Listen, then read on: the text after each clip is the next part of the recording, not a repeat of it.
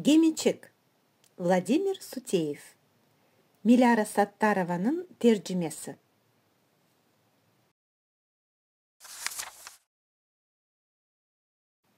Күнлерінің бірінде бақачық, чіпчечік, сычанчық, қарынжа ве қонусчық кезінмеге кеттілер. Өзенчік янына келділер.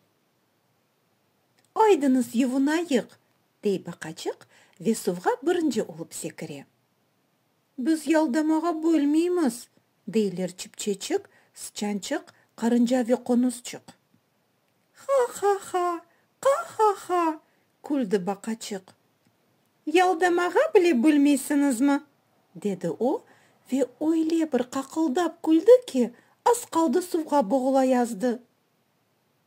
Чіпчечік, сычанчық, қарынжа ве қонусчықның бақачыққа жалнары ағырды. Түшінмеге башладылар. Түшінділер, ве таптылар. Чіпчечік бір япрачық барып кетірді. Сычанчық жевіз қабығыны. Қарынжа бір тобан чөпчігіні кетірді.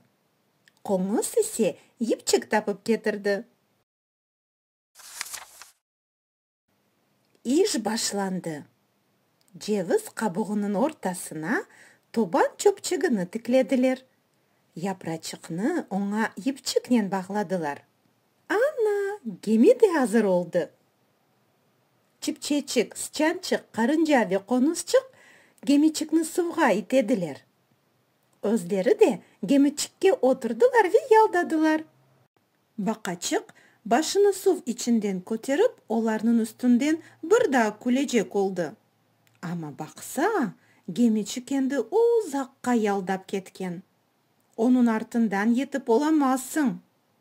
Бақачық ise бір өзі қалды.